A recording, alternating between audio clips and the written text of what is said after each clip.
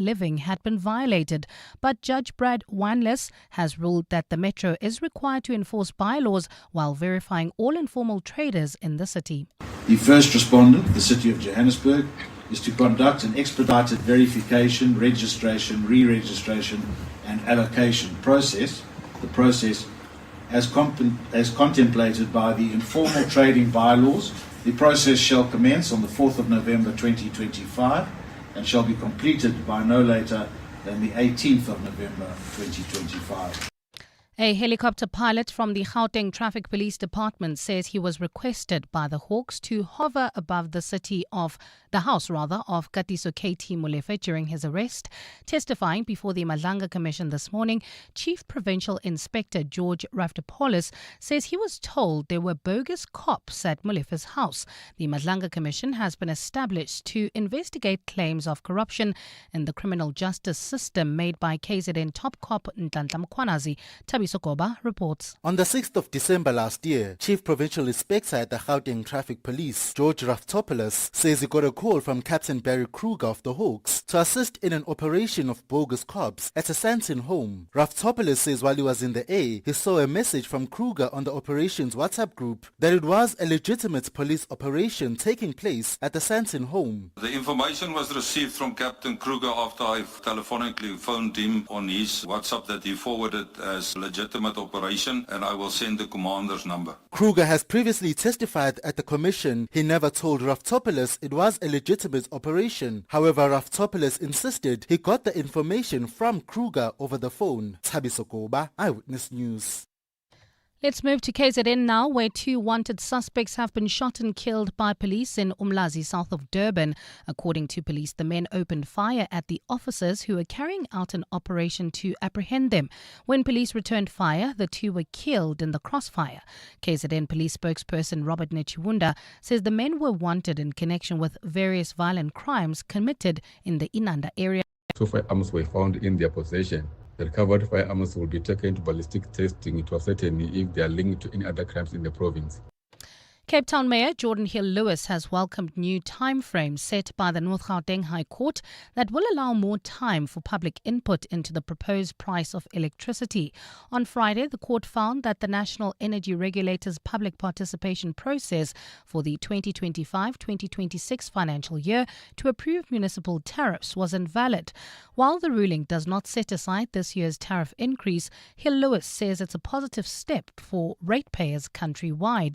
Lindsay Dentlinger has more. NERSA determines how much Eskom may charge municipalities for electricity and has to consider municipalities' proposed tariff structures based on the bulk tariff. But AfriForum complained that this year the tariffs were not decided on proper cost studies and public participation had been limited. The City of Cape Town made submissions in the case, and the court has now issued a provisional order adopting its timeline for a January 31st deadline for NERSA to publish increases granted to bulk supplier Eskom. Municipalities will then have to submit their tariff applications by the 30th of March each year, with NERSA given until the 5th of May to make a decision on them. Cape Town Mayor Jordan Hill-Lewis. We're appreciative that the court accepted our arguments, imposing a timetable on NERSA that brings to an end the regulator's common practice of late decisions without reasons and only published after the municipal budget year has already started. NERSA and all municipalities have been given until the 18th of this month to indicate why the order should not be made final. Lindsay Dentlinger, Eyewitness News. And in Spain, the leader of the Valencia region has resigned over his administration's handling of the catastrophic floods which swept the region a year ago. On October 29th last year, more than 200 people were killed in the floods, which were considered the worst event in Europe since 1967. Residents accused the regional government of issuing an alert too late after buildings were already underwater and many people were drowning. In a televised address, Carlos Mazon says he cannot go on anymore because he has become the focus of criticism, noise, hatred and tension. Gold is trading at $4,019.68 an ounce. The rand is at 17.30 to the dollar, 22.69 to the pound, 19.91 to the euro, and Brent crude oil is at $64.77 a barrel. Well, at this stage, if you're leaving the Joburg CBD, there's slow-moving traffic on the M2 westbound between the Crown Interchange and Main Reef Road, while in the Mother City. There's an accident scene in Moradam. This is on Robert Subuku Drive, heading towards Stellenbosch Arterial, and also bumper-to-bumper traffic on the N1 inbound approaching Lower Church. It's a partly cloudy afternoon in Gauteng today with isolated showers and thundershowers expected. Temperatures have peaked at highs of between 21 and 22 degrees, while Cape Town is fine with a strong southeasterly wind at a high of 30 degrees.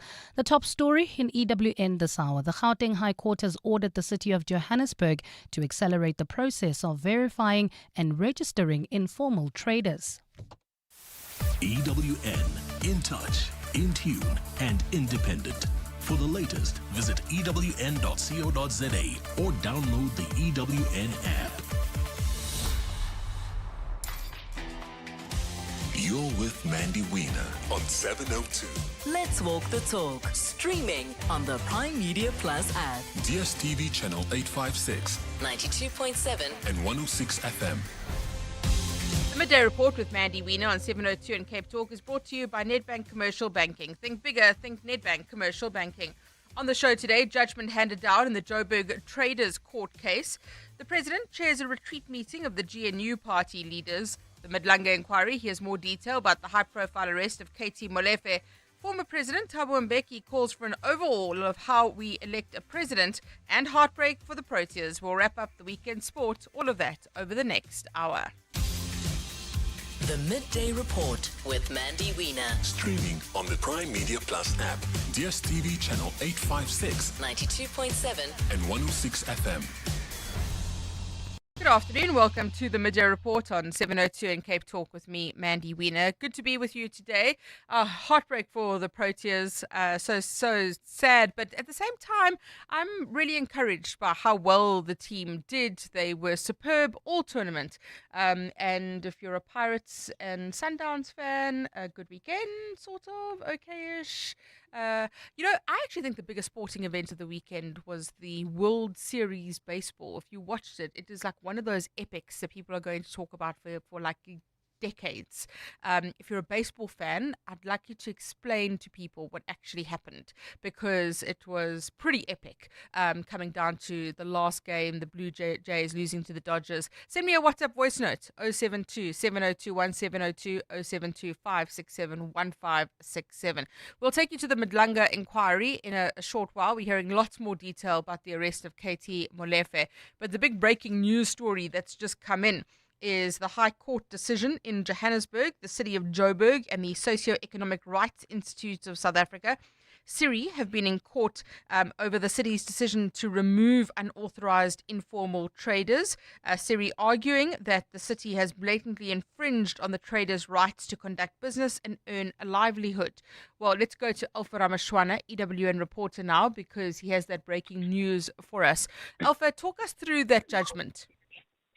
Good afternoon, Mandy. Judge Brad Wanless of the Gauteng High Court has ruled in favor of the city of Johannesburg's application, really saying that the city is right in verifying the informal traders that are operating the city, and he has further given the municipality 2 weeks from tomorrow until the 18th of November to expedite the process of verifying, registering and allocating stands to each and every single approved informal trader in the city of Johannesburg. So the city had been arguing that it has to enforce its bylaws and it can't just allow informal traders to operate as they please, to put their stands wherever they please to, and said that it should only be in designated areas. And so this order effectively is what the city had been arguing, that it has to be in designated and demarcated areas, specifically for informal trading. So the court says over the next 2 weeks, the city of Johannesburg must expedite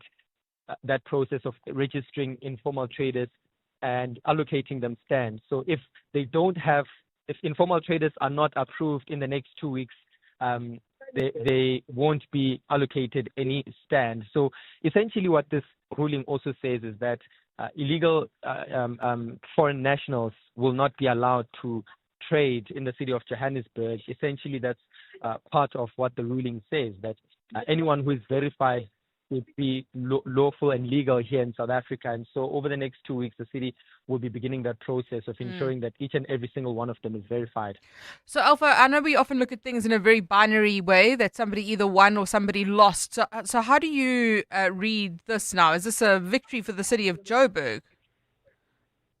I mean, we spoke to both the City of Johannesburg and the Socio-Economic Rights Institute of South Africa, which was representing the informal traders. Number one, the city says it views it as a victory for the rule of law and the enforcement of bylaws. But Siri as well is also viewing this as a victory. So both these parties win-win. that were... So according to Siri, no one won. Siri is arguing that they were not against the enforcement of bylaws, but they were against the manner in which the informal traders were removed or evicted from their spots of trading. Siri had been arguing that it would have been fair to give some of the informal traders notices so that they know ahead of time to move and to send through the applications for permits. So Siri is saying it is a rule for a victory for the rule of law, but it's also a victory for them and both the city of Johannesburg. Alpha, a protest outside court today as well, still? Yeah, I mean, they've been protesting since early today in the morning, and we did cover that. The informal traders really saying that if the court doesn't rule in their favor, they would be keen to take it to the constitutional court. They still believe that the city violated their rights of trading. They violated their rights to earn a living, and they were saying that they haven't been trading or working since the 5th of October, and they haven't been able to earn a living and feed their families. Right now, Mandy, the protest rather has died down. They are traveling currently, walking actually with the acting mayor Eunice Mgcina to De Villiers Street in Johannesburg CBD, which is one of the demarcated and designated areas for informal trading. And the acting mayor is going to be showing the informal traders the available stands and where they will be allocated once they are verified and approved by the city of Johannesburg. Alpha, thank you very much. Alpha Ramashwana, EWN reporter in court for us on that judgment. Let's get reaction now from Siri. Nkosinati Sitola is the Director of Litigation who joins us now. Nkosinati, good afternoon to you. Thank you for your time. What is your reading of this judgment? Good afternoon, and good afternoon to all your listeners. I think Alpha's analysis is quite correct. If we're being honest, there were no winners or losers. But what has happened is the court has reaffirmed the rule of law. And that rule of law is basically something which, if it wasn't upheld, the traders would have found themselves in a position where they're unable to trade at all in the inner city of Johannesburg, because that was the intention of the city and this operation. You'll remember the call was cleaning up the inner city, reclaiming the inner city, and what transpired of that was the removal of traders. So therefore, it clearly shows that they didn't want traders at all. Now, why is this a win for the rule of law? Listeners will recall that in 2013, the same thing happened, and the traders fought with the city all the way to the Constitutional Court, which found the city's conduct unlawful and interdicted them from removing the traders from that villa spot. Now, they're coming back again without notice to the traders or alternative, removing them. Now, what this court has said that, look, and this was an order by agreement, by the way, it has said that the city has up until the 18th this month to make sure that all of the traders are allocated to places which the city has designated as trading spots. Make sure that those traders, and by those traders I'm talking about the traders which we represented, who took the city to court, make sure that they are regularized, they're given the necessary permits to trade. This would not have happened because the city did not give out permits up until we made sure that we took them to court.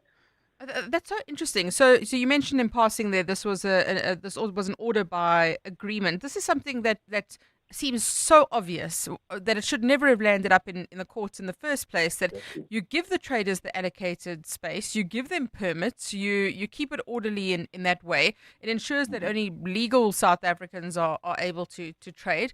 Why did this have to land up in court? That's a good question. And we've always said the Siri is not opposed to the city enforcing its bylaws. In fact, the city can change at any time to say what was a trading spot is no longer a trading spot, but must do that in a legal manner and make sure that then they reallocate those people. That is just as simple, and that is what our law entails. But if we're going to flaunt all of these laws and rules, then the city is promoting, in effect, a lawlessness state, which cannot be acceptable. And Nkosinathi, what about the traders who are not legally here? What is Siri's position on that? Because a number of the traders, as I understand it, are not legal immigrants. The traders that Siri represents through the South African Informal Traders Forum and other traders organizations are all legally within the borders of South Africa. It is for that reason that Siri, in the order, didn't object to a verification, making sure that people either bring their asylum, their passport, or whatever, because the people that we represent are legally within the country. And we're not interested in arguing about as to what happens when someone is unlawful.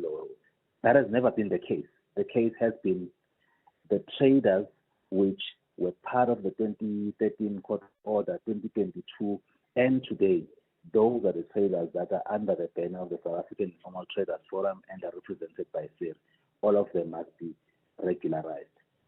Nkosinathi, thank you very much. Nkosinathi Sithole is the Director of Litigation at Siri, reacting there to that judgment.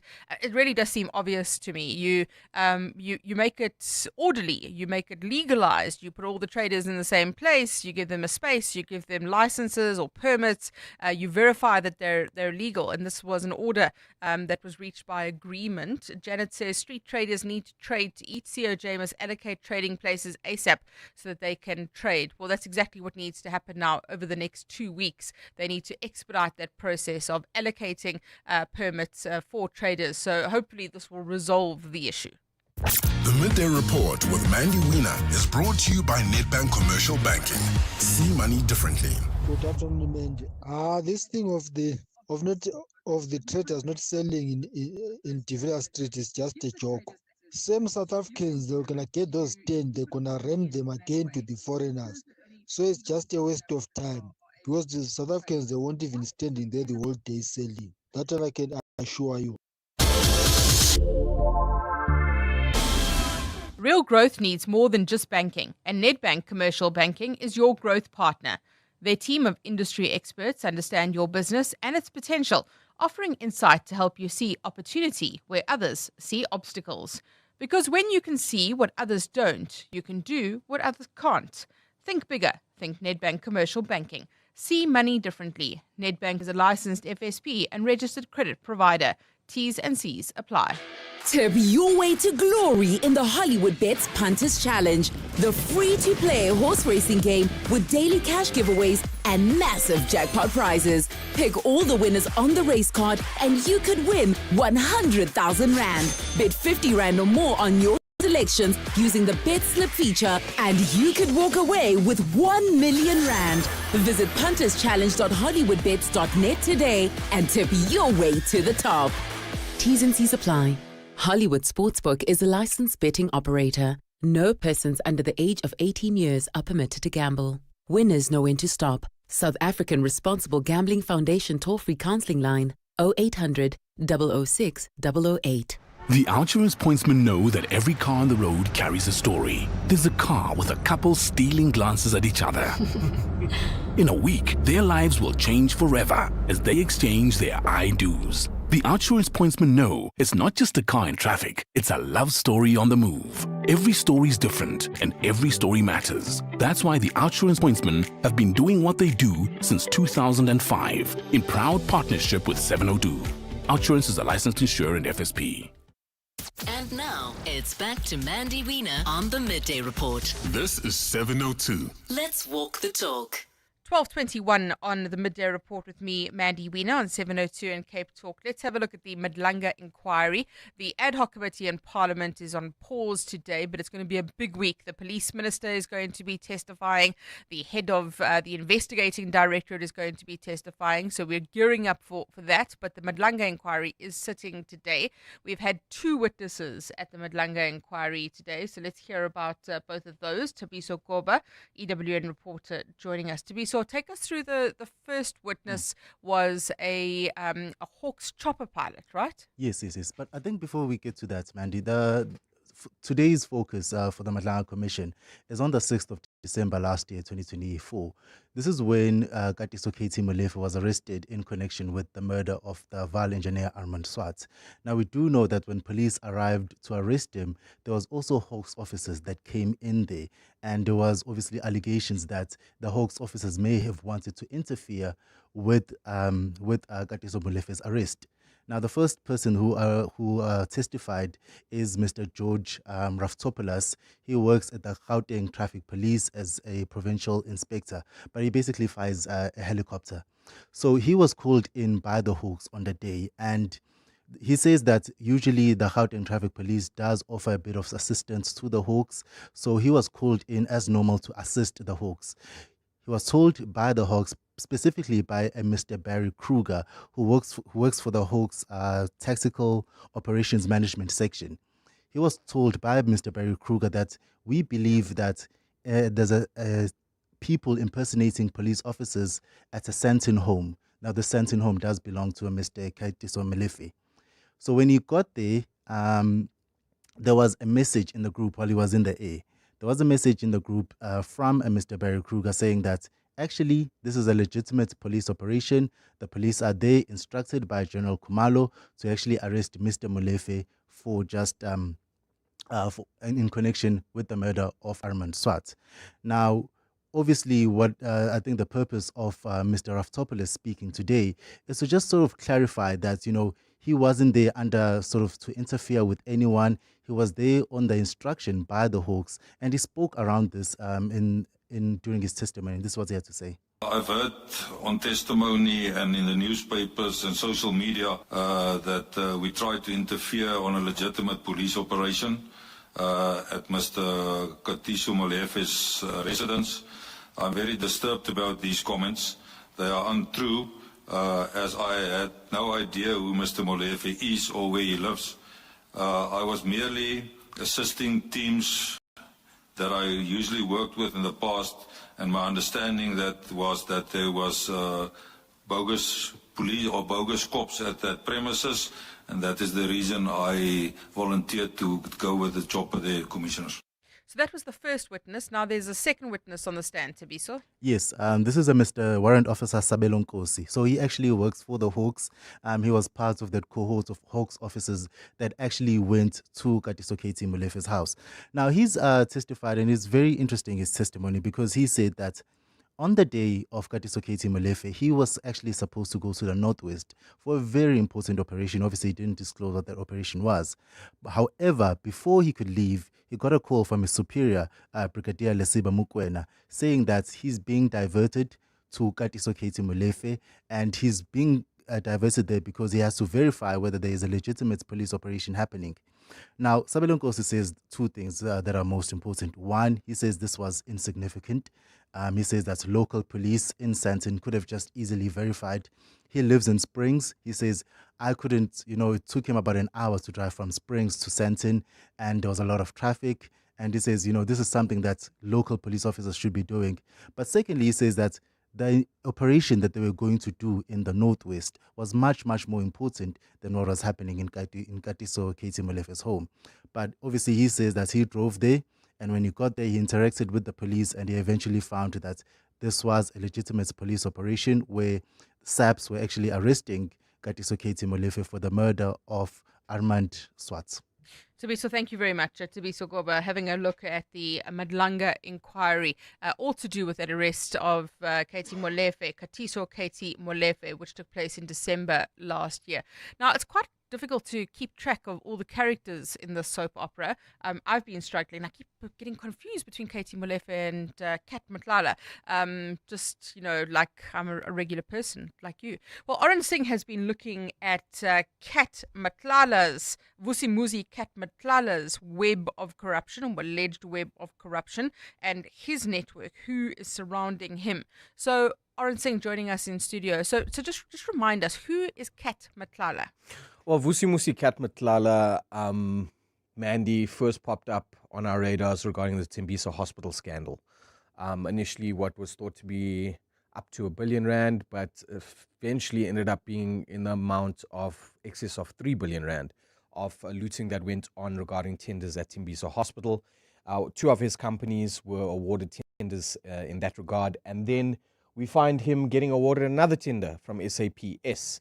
And essentially, he was accused of corruption, and also his arrest at a later stage came in that of an attempted hit on his ex-girlfriend, and that's the reason he was arrested.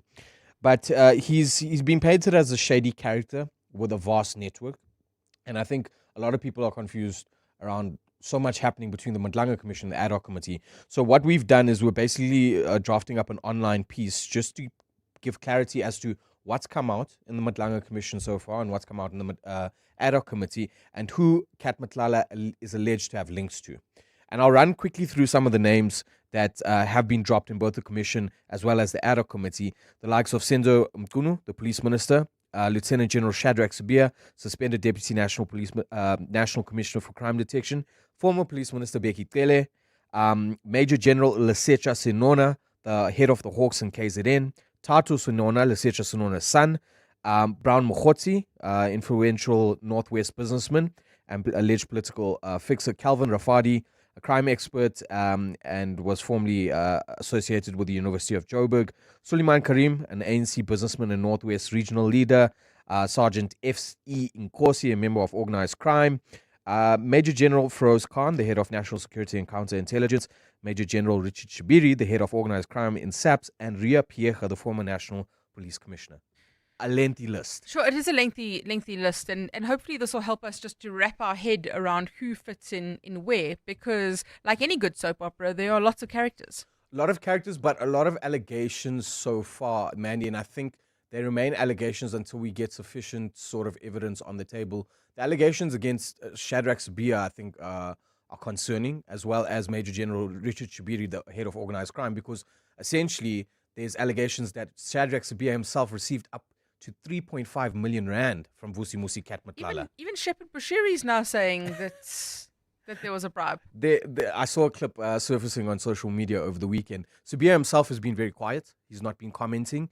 And he says, from what I hear through sources, that until he appears before the commission, he's not going to get involved in or being drawn into comment. But it's also interesting to see what happened yesterday. A relative of Cat Matlala was allegedly taken in for questioning. And we hearing, Mandy, through our sources, that there is a slight possibility that Matlala may turn state witness. Oh, that would be fascinating if the dominoes start to fall there. And as we've seen, they already are falling when it comes to this police inquiry. We're already seeing the implications, the repercussions of this testimony that we're hearing at Madlanga and at the Ad hoc Committee. Don't forget the police minister on the stand. That's the current acting police minister, but then also the head of IDAC. That's Advocate Andrea Johnson is going to be testifying. So a big week. 12:30, time for Eyewitness News headlines. Thanks, Mandy. Good afternoon. The Gauteng High Court has ordered the city of Johannesburg to accelerate the process of verifying and registering informal traders. The Socioeconomic Rights Institute of South Africa took the metro to the court after it removed informal traders operating illegally or outside of designated areas. During the proceedings, Siri had argued that the traders were treated unfairly and that their rights to trade and earn a living had been violated. Let's stay in the courts. The daughter of former President Jacob Zuma will stand trial from next week for her alleged involvement in the 2021 July unrest. Duduzile Zuma Sambudla is charged with incitement to commit terrorism and incitement to commit public violence. The charges are linked to the unrest which led to widespread looting and left public infrastructure in KwaZulu-Natal and parts of Gauteng damaged. And the Madlanga Commission of Inquiry has heard that Hawks officers in the Tactical Operations Management section were diverted from an assignment in the northwest to go to the Sandton home of Katiso KT Molefe. Warrant Officer Sabelo Nkosi has testified that he received an instruction to go to a Sandton address where people were allegedly posing as legitimate police officers. Those are the headlines. This EWN and more at 1 or as it happens. EWN Sport. Good afternoon, I'm Tolagile Mganga. Captain Laura Valtbat believes that the Proteas women are closer than ever to winning an ICC World Cup despite a 52-run defeat to India in the 50-over format yesterday. The loss was a third final loss, having fallen short in 2 T20 finals. And despite their record, Valtbat believes that South Africa have grown in depth and character. Yeah, I think after that first one at Newland, I think we sort of had domestic contracts introduced after that. So that's really big for our depth as a team. The last one, I think, made us sort of a bigger name in cricket, I guess. I think we're the team that consistently is making finals now, whereas before it was maybe like a one-time thing. So I'm really proud of that we're able to reach 3 in a row. I think it shows that we're doing something right domestically and from a squad perspective. Former captain Kane Williamson has announced his retirement from T20 internationals as he seeks to prioritise Test cricket. Williams' decision was confirmed ahead of New Zealand's 5-match T20 series against the West Indies, which begins on Tuesday, and ahead of February's T20 World Cup. And in football, Kaizer Chiefs are now equal on points with Soweto rivals Orlando Pirates in the Betway Premiership standings. That's after they beat Durban City, while the Buccaneers drew 1-1 with leaders Mamelodi Sundowns. While in the Premier League, Arsenal have strengthened their position at the top, having secured a 2-0 victory over Burnley. Pep Guardiola's Manchester City are 6 points behind following their 3-1 victory over Bournemouth. Well, hopefully Arsenal can concede 1 goal one day, right? It's not easy for them, but I said the energy that we have, and especially I had the feeling since the World Cup that we were, in that moment. But yeah, it's just 10 games, still 28 to play. Many things going to happen. Important is to be close and feel that the team is better and better. That is the point. Tolagile Mganga, Eyewitness News Sport. EWN Traffic. Well, at this stage in Walter Vrede Park, heading towards Soweto, there's about a 30-minute delay. This is on the N1 southbound between Bayos Nadia and 14th Avenue due to an earlier accident. There's also slow-moving traffic approaching the intersection of Malibongo Drive and Pelez. That's in the Sharon Lee area due to faulty traffic lights. There's also traffic lights not working in Randburg at Malibongo Drive and President Fouchier, while in the mother city. We're still dealing with that accident scene in Moradam. This is on Robert Subuko heading towards Stellenbosch Arterial, and there's bumper-to-bumper traffic N1 inbound. This is heading towards Lower Church. If you come across any other traffic issues, please WhatsApp us on 072-702-1702.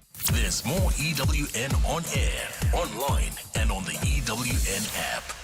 What do partners of the Gates Foundation do when facing the world's toughest challenges? They keep going. From discovering a plastic drape that helps detect excessive postpartum bleeding faster, to developing better bed nets to kill malaria-carrying mosquitoes, to researching an RSV vaccine that could save hundreds of thousands of children. For every problem, there are people who prove that progress is possible. The Gates Foundation, partners of human potential. Learn more at gatesfoundation.org/keep going. Access to the internet is vital for any country to grow. That's why the recent 6.75 billion rand digital infrastructure deal that Standard Bank Corporate and Investment Banking facilitated between Telkom and an Actis-led consortium is so transformational for South Africa. It unlocks growth and provides internet access to underserved communities who will now have access to the internet for the very first time. Search CIB Stories of Impact to watch the full story.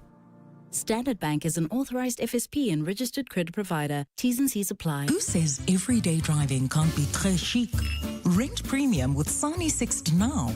Own the stylish Citroen C3 later. Yes, that's 3 cars, 3 months, 3 chances to say ooh la la.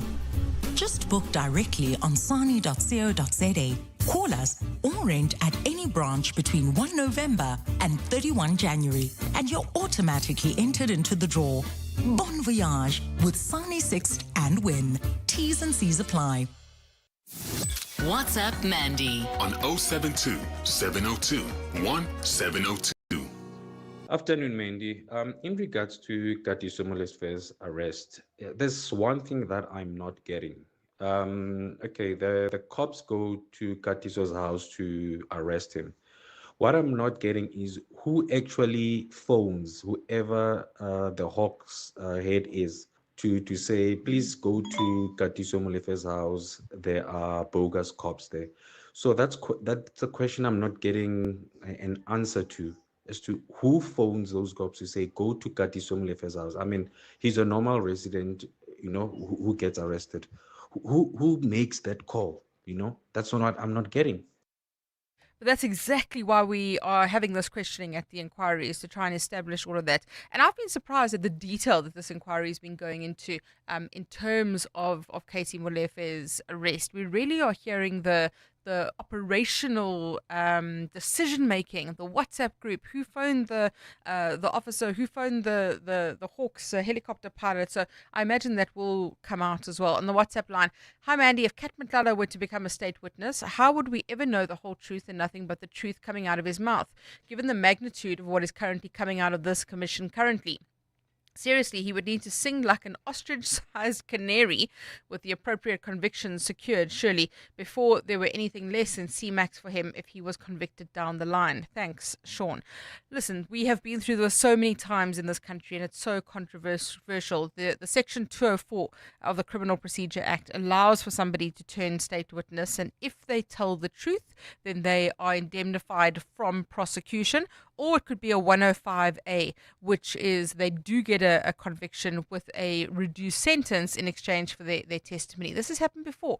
Cat Matlala fits that mold of a Glenn Agliotti, of an Angelo Agrizzi, allegedly, of course. So I wouldn't be entirely surprised if we see him turn state witness against the politicians, the people who allegedly, or the police generals, because that's what you really want, right? Is you want the politicians, you want the generals.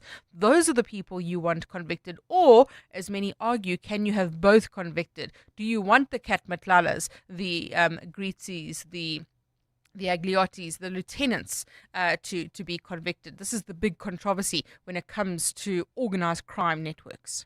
The Midday Report with Mandy Wiener on 702 and Cape Talk is brought to you by Nedbank Commercial Banking. See money differently. In Parliament today, the Auditor General briefing Parliament's Portfolio Committee on the audit outcomes of the police and IPID. Let's find out more about that with Babalo Ndenze, EWN's parliamentary reporter. Babalo, good afternoon to you. Tell us about this briefing by the Auditor General. Yes, indeed, Mandy. The police ministry, as well as senior management from the police, back in Parliament. You'll remember the last time we spoke about this a couple of weeks ago, the members had to defer this meeting to a future date because Kachalia and Masemola did not pitch on that day. But the first discussion, the police minister and Masemola will be later down the order, but the first discussion at this meeting was from the AG's office. They kicked off the meeting on the audit outcomes for the police and audit entities like Siri, the Private Security Industry Regulator, as well as IPID, as well as the Civilian Secretariat for Police. So giving those overall audit outcomes and saying that they remain unchanged and quite stagnant. But they did comment, IPID, Mandy, that, IPID did achieve a clean audit over the past 3 and 5 consecutive years, respectively. But as far as the police are concerned, there are still concerns about, outstanding irregular expenditure from previous years. And, the South African police, as well as the Private Security Authority, continue to exhibit what the AG says is stagnation. And, they've maintained also unqualified audits, but with findings. And, they also touched on some of these issues around the forensic unit, how it's lost about 45% of its workforce, issues around, properties that are hired out by the forensic unit from public works, which don't have adequate, air conditioning for all of those things that are stored there. Also touching on, the amounts that were racked up by the police over the current financial year, 24-25 financial year, as far as irregular expenditure is concerned, as well as material irregularities also listed there. But on irregular expenditure, I think the AG's official, Neliswa Mhlongo, who is, leads this portfolio, is part of the portfolio that deals with the police portfolio, I beg your pardon, also had something to say about the police and the numbers that the police have racked up over just this year, Mandy. Just take a listen. You would see, because of the Department of Police, they have the bigger budget and they are the biggest contributor in terms of this area. Chairperson, I think I'd like to just reflect on the fact that about 650 million of irregular expenditure was disclosed by Department of Police in the current year, and it's a big shift or an increase of that of the prior year. Within this 600 million, there's about 184 million identified in the current year, but it relates to contracts or expenditure that we incurred in prior years. Babalo, thank you very much. Babalo Ndenze, EWN parliamentary reporter, speaking to us there about the Auditor General briefing Parliament's Portfolio Committee on the audit outcomes of the police and the police watchdog IPID. The Outsurance pointsmen know that every car on the road carries a story. There's a car with a couple stealing glances at each other. In a week, their lives will change forever as they exchange their I-do's. The Outsurance pointsmen know it's not just a car in traffic, it's a love story on the move. Every story is different and every story matters. That's why the Outsurance pointsmen have been doing what they do since 2005 in proud partnership with 702. Outsurance is a licensed insurer and FSP. Before you throw it away, think again. Join the Glass Recycling Company's Recycling Challenge this November. Collect your glass bottles and jars, drop them at your nearest glass bank, and help your city climb the leaderboard. Each bottle counts towards a cleaner South Africa. Post your recycling pics on Facebook with hashtag Glass Recycling Challenge and stand a chance to win 5,000 Rand. Let's shatter records and clean up our cities with the Glass Recycling Company. T's and C's apply. Live extra with Checkers, SA's #1 in value supermarket. Save big on deals like Lager Rooibos tea products. Buy any two and save 30%. Lancewood cheddar or Gouda cheese, 900 grams, any two for 249 Rand.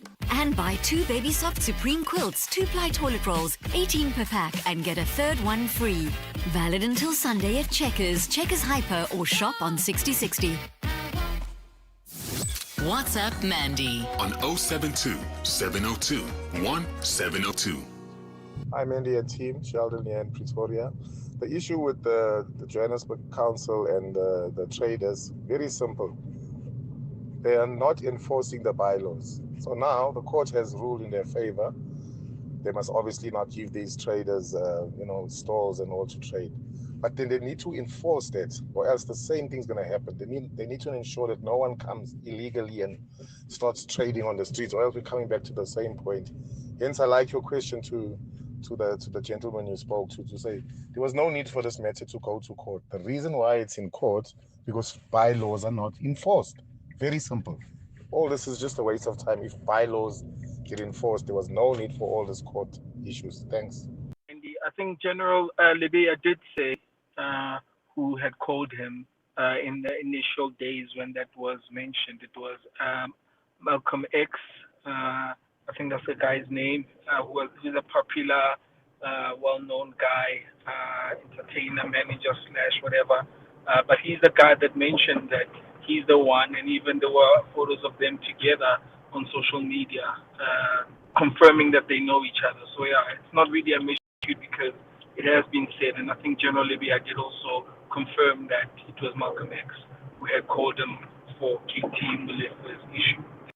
Sure, I'm impressed how closely people are following. So thank you for those who have jumped in to answer that question on the WhatsApp line. Hi, Mandy. Malcolm X called a higher up in the Hawks, revisit the dialogue between him and Clement from a few weeks ago. Well done. You're also attentive. I have to admit that I didn't know that detail because I haven't been following the intricacies of it.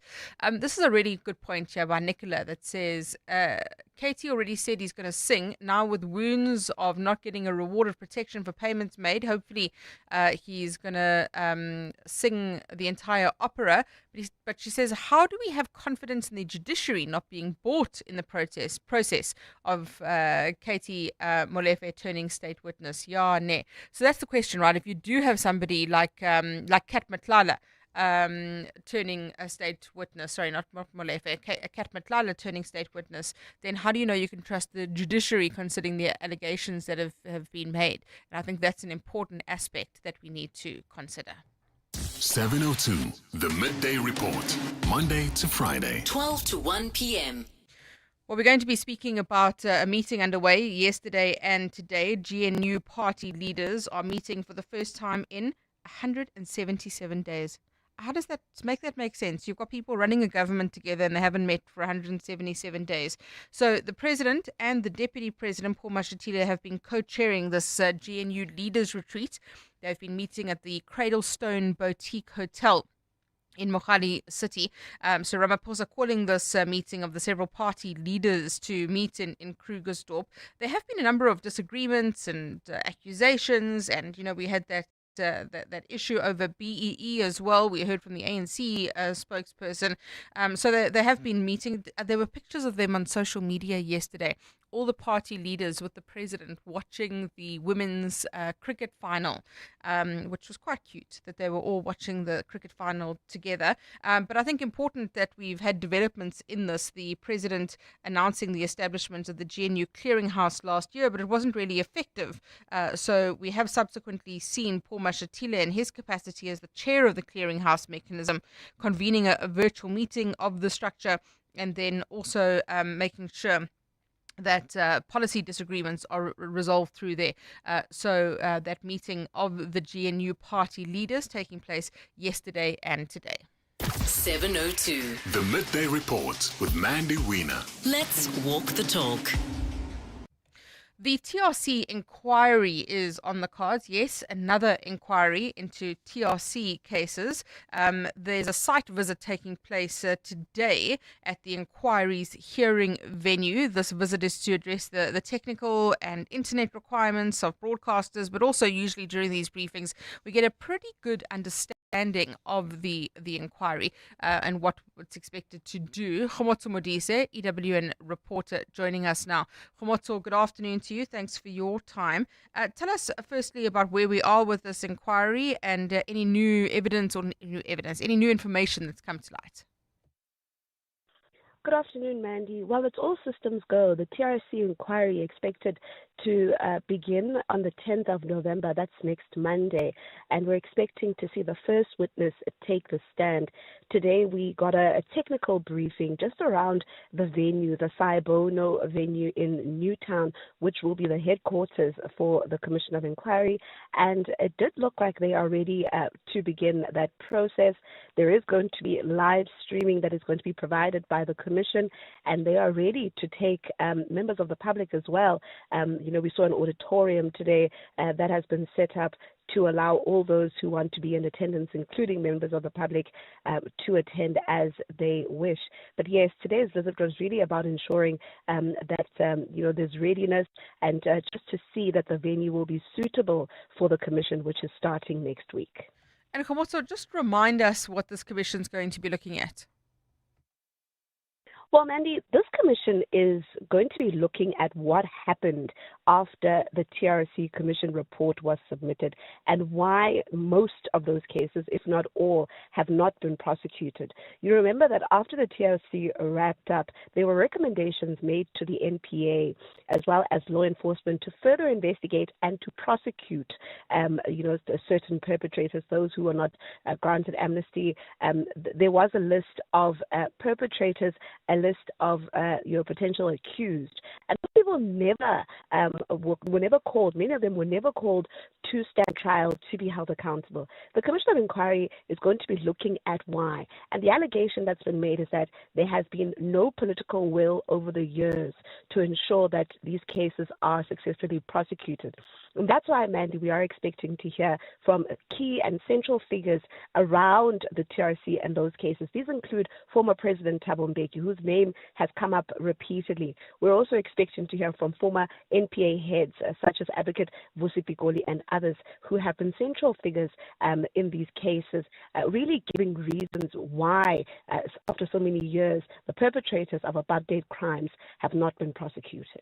Khomotso, thank you very much. Khomotso Modise, EWN reporter who's at the Saibono Discovery Centre in Newtown, where that inquiry into TRC cases is going to begin next week. This is going to be the inquiry show from 12 to 1. We're going to cover every inquiry running in the country. Did you know that all residential complexes are legally required to register with the Community Scheme Ombud Service, or CSOS? Registration is easy and it's free. All registered schemes can access a quick and affordable alternative dispute resolution body and can also learn more about the rights and responsibilities of people living within a community scheme. We'd like to appeal to all unregistered community schemes to register with the CSOS today. Visit csos.org.za to find out more. 702 was in conversation with Vodacom Business on 702 Drive with John Perlman, discussing how strong cybersecurity empowers South African enterprises to grow fearlessly. South African businesses are facing a perfect storm of threats. Ransomware being the major concern, as we've accustomed to know, especially during a time where people are moving in this digital age and they're upgrading, and with their cloud migrations as well. And supply chain attacks are on the rise as well. So if they can't target you, they'll target the third-party vendors that you are working with. And with the increase of AI, we use AI for good, but the cyber criminals are also using it for bad as well. Vodacom Business. Together, let's build the extraordinary. Visit vodacombusiness.co.za.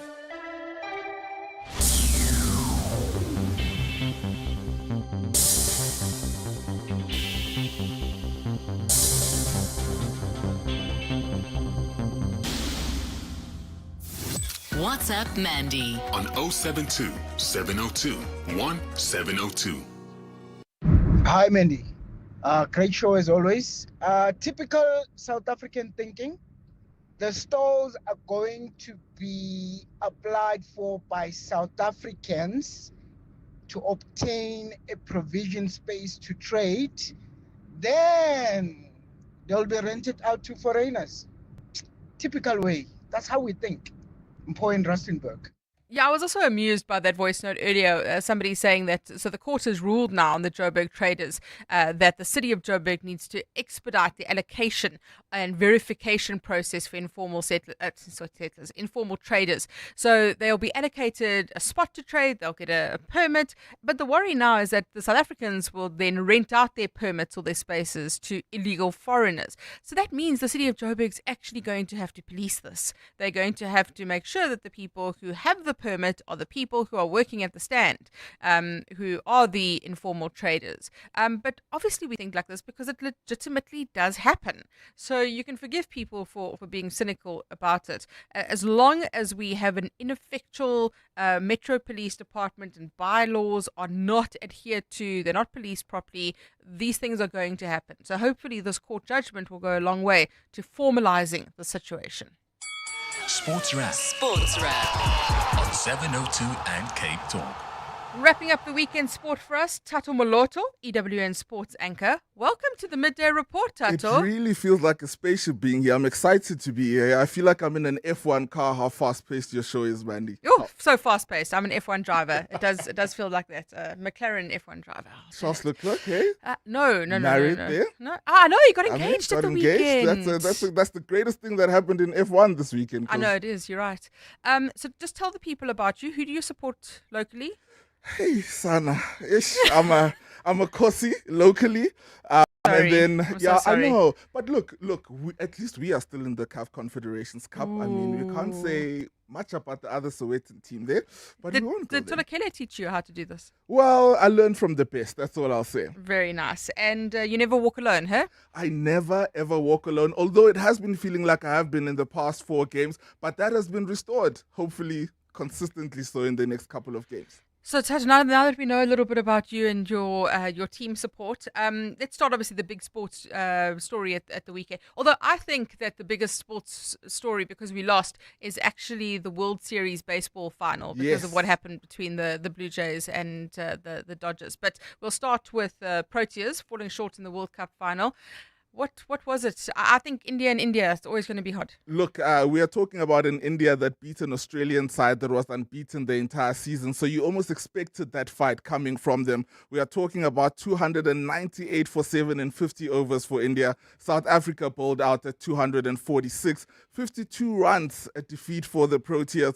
Look, India got off to a blazing start. I mean, the opener by Shafali Verma smashing 87 balls off of 78. At this point in time, when South Africa won the toss and chose to field first, that was an interesting choice for me personally, because looking at the conditions, which in fact did play out because we had a rain delay there. So for them choosing to chase the game was a little bit interesting for me, because also the pitch conditions, the weather, all of it were literally facing towards India and almost gearing them up to get there.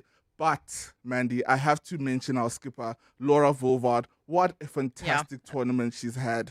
It was just so spectacular to witness. And more than anything, for me, I felt very sad for her, because when we are looking at chasing nearly 300 balls in a final while under pressure with wickets falling short, no one man can win an entire cricket game. Or woman. But a woman can win an entire cricket game. But she did break some records within that season, which was really, really amazing to watch. You have to hand it to India, though. They started off amazing. They really did. Now, our time will come. Springboks dominated Japan. Oh, you know... You know how the kids nowadays say 6-7. 6-7. I've been trying to find a way, though you don't need a way to say 6-7 on the radio. You can just say it randomly at any point. 6-7. The Proteas did one better, Mandy. They said 61-7 after 10 years of no rugby in London, Wembley Stadium. My word, was it such a spectacular match to witness. Sasha Feinberg Gomezulu, 2 tries in there for him. Curtly Arendse, also 2 tries for him. But there's one player that I have to mention, Mandy. Zachary Portham. He's 21-year-old. He's a prop for the Stormers. And boy, oh boy, did he have an amazing game. It was his debut. So cool, hey? Oh. Did you see the photograph of him meeting Sia Kolisi when he was a kid? Yes. So and it must tell you that sometimes all you need is to dream, hey? All you need is to dream. But France is next.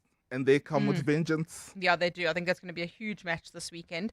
Mamelodi Sundowns versus Orlando Pirates, a draw at Loftus? That is. But, you know, I wouldn't say it like that, Mandy. It was one of the best Betway Premiership games that I have watched this season alone. It was a draw, and I really feel like Orlando Pirates should be happy with that draw, because they got knocked out of the CAF Champions League, facing a Sundowns that are doing spectacularly well on the continent. So, here's one person I want to mention in this game. 20 years old, Carmen Danson. Now, this guy scored what I believe will be goal of the season. You can mark my words on I've heard a few people say that, actually. So I wouldn't be surprised at all. And finally, you must be happy. Liverpool have ended their losing run. Oh, on a slot, I am so glad that you, my friend, decided to listen to the fans and go back to your experienced team. 2-0. Yeah, he had to. He had to go back to He had absolutely no choice, because the results were starting to show and they weren't great. But Mo Salah, 250 goals in all competitions for Liverpool, putting him right up there with Wayne Rooney as far as most goal involvement for one club is concerned. So now, after 4 straight Premier League defeats and about 6 losses in their last 7 games across all competitions, Liverpool now look at the Champions League tomorrow as they face Real Madrid. That should be interesting. And again, did you watch the highlights of the baseball? Am I catching you off guard? You know what? You are catching me off guard. Yeah, it was. You got to go back and watch it. Don't worry, it's very niche in South Africa, but it's one of those epic sporting moments they'll talk about for decades. So go. That's my little piece of advice to you, is go watch the Blue Jays Dodgers final game of the World Series over the weekend. What happened? Tato Maloto, EWN Sports anchor, thank you very much for your inaugural sports wrap of the weekend on Midday Report. Mandy, look, let this be one of many. Indeed. There you have it. Tato Maloto. EWN Sports anchor, wrapping up the weekend for us. The Midday Report. Well, thank you very much for joining us. Don't forget that there's going to be a lot of reaction. Don't forget. There's going to be a lot of reaction to this court ruling regarding the city of Joburg and Siri. They've got 2 weeks now to expedite the permits and allocate the permits. Hopefully this will resolve that problem. The Midday Report with Mandy Wiener on 702 and Cape Talk, brought to you by Nedbank Commercial Banking. Think bigger, think Nedbank Commercial Banking. It's 1 o'clock. This is EWN. The court grants Joburg informal traders some reprieve and Duduzile Zuma Sambodla to stand trial from next week.